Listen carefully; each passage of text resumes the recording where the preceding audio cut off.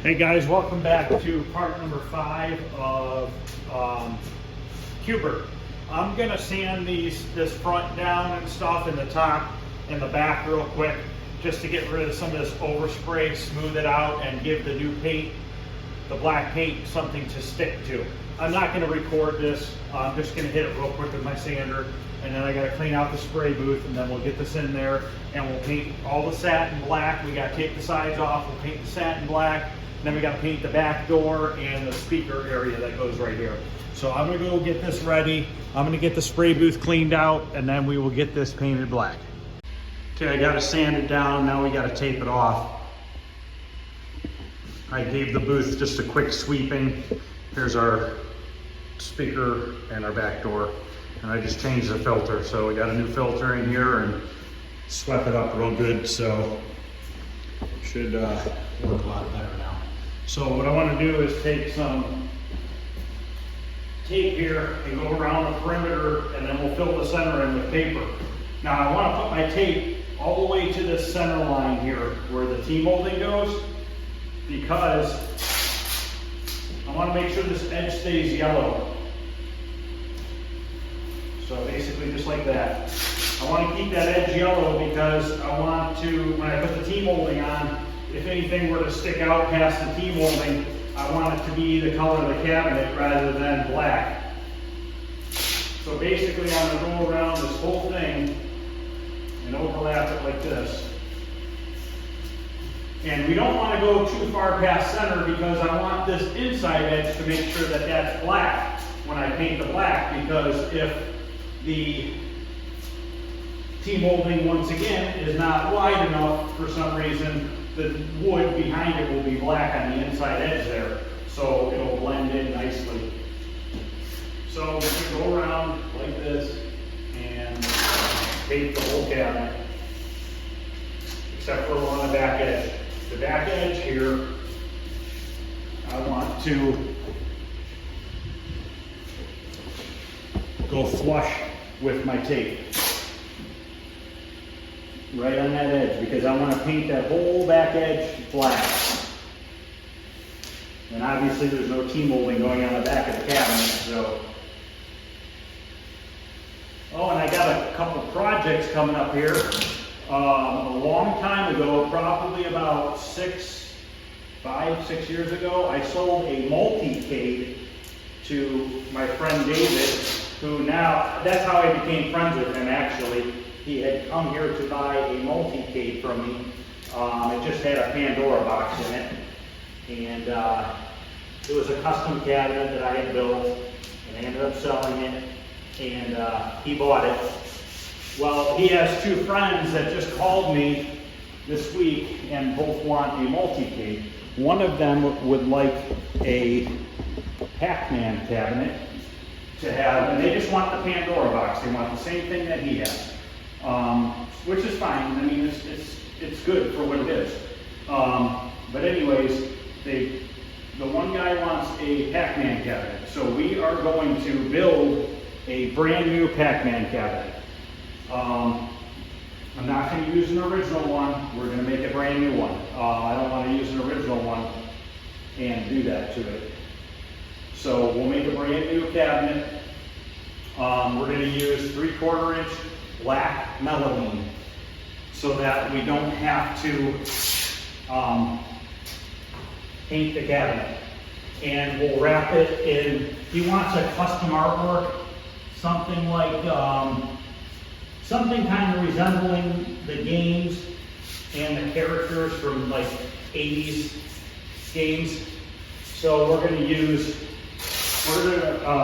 make up our own artwork for that cabinet. And then he wants his family's last name on the marquee. So we'll put his name on the marquee. And then the other cabinet I'm doing is a custom slim cabinet, which I made a ton of those a long time ago. And I actually have one that I'm going to use for his. So I'm not going to build a new one for that one, for the other guy. We're going to use one of the ones that I have. But that also is going to get, he wants Mario artwork. So we're going to make some kind of a custom Mario artwork for that one. So it should be pretty cool. I'll probably start on the Pac-Man build next week if the weather's good, because I don't like cutting that melamine inside the shop if I don't have to, because that dust gets everywhere, and it's just a mess when it does. But I'll make some videos on that so you guys can see it.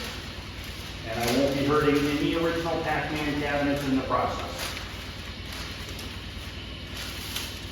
And we're just putting a 24-inch computer monitor in it and a Pandora box that has 10,000 games on it. And it has a search menu and stuff, so you can type in what game you're looking for and be able to access it that way rather than having to scroll through thousands of titles trying to find something you want to play. At least this way you can just walk up to the cabinet, type in what you want to play, let's say Galaga, and it'll bring up all the Galaga games that are on that cabinet. So I'm going to go ahead and continue taping this off, and then I will come back and I'll blow this off one more time, wipe it down, then we'll come back and we'll get black paint on this cabinet. And once the black paint is on for about 20 minutes or so, I'm going to untape it because this yellow paint is not that old and I don't want to leave the tape on it overnight. So let me get this finished up and then I'll come back, show you how it all looks taped off and everything. Okay, it's all taped off. I got both sides taped. I got to blow the cabinet off one more time. That is tape right there, it's just yellow tape.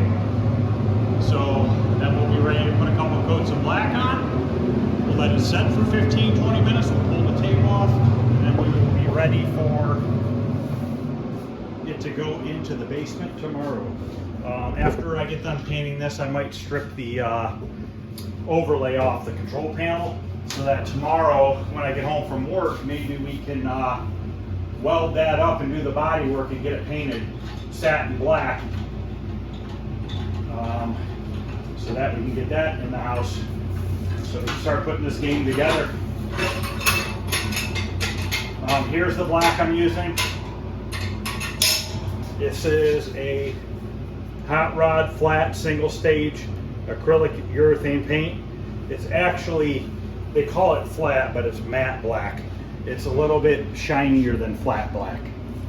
This is just like all the other paints that Summit sells. It's a 4-to-1 mix, and I always put a little reducer in it just to thin it down a little bit so that it sprays a little smoother than if you don't use it. So the booth is heating up right now. I'm going to blow that cabinet off one more time, and then we're going to be ready to put a couple coats of this black on. The black usually goes on real quick. There's not really much to it. Like I said, it's just a 4-to-1 mix, 4 parts paint, 1 part hardener, 10% reducer. So I'm going to get this mixed up while that's heating up, and then we'll come back and we'll spray the black on, and then we will strip that control panel overlay off. Okay, paint's mixed up in the gun. Let's go out there and get this black done. I already blew it off.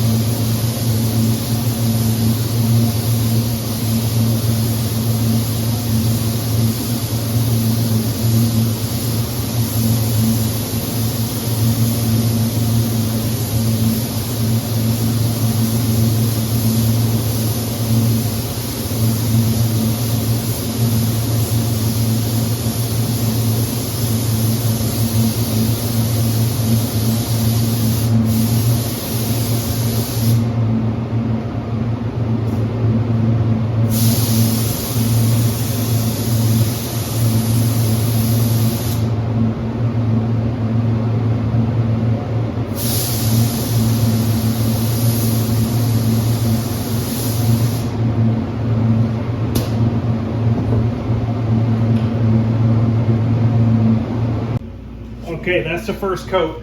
I'm gonna mix up one more batch of paint and we're gonna do one more coat on everything. And we should be good to go with that.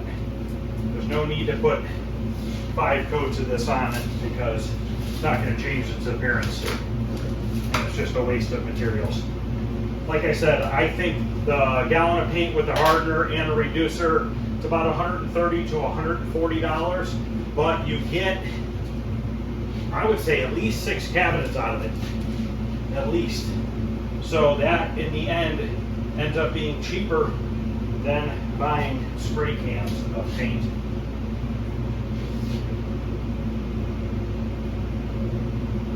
So I'm going to get this remixed here, and we will go out there and get the last coat on.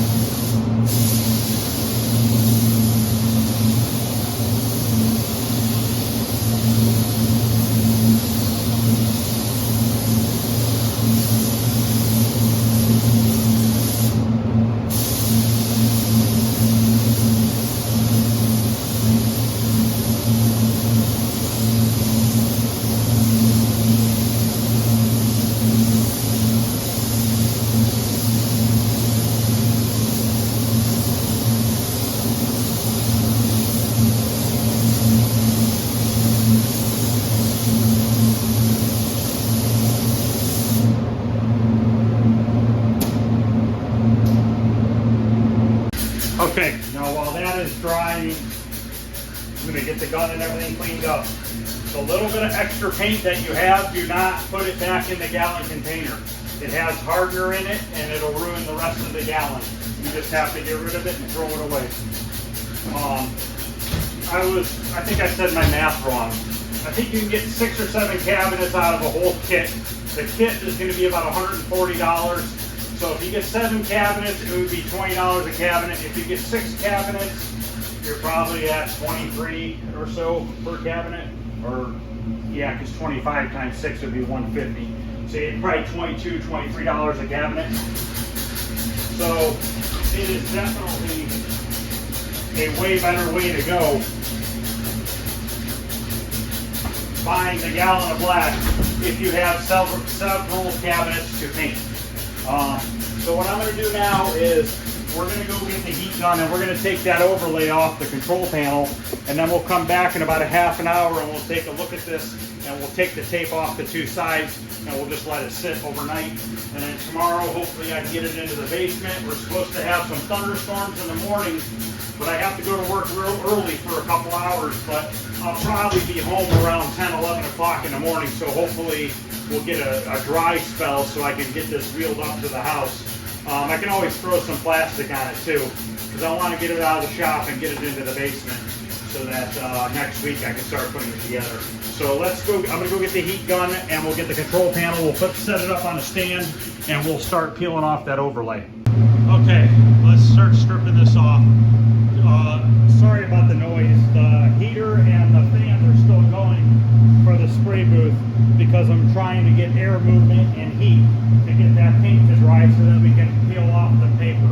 Now that paint, you guys can spray that stuff outside in the summertime. I've done it many a times. Just don't do it on a windy day. Just do it out in the sun, let it dry, and you'll be ready to go.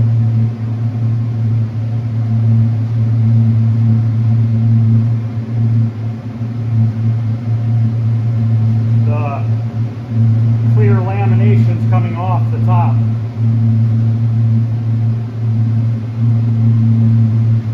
Which might make this really hard to get off.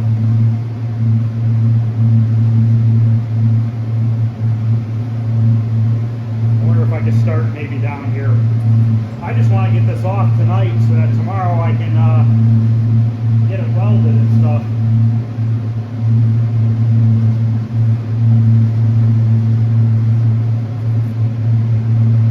Might be a mess.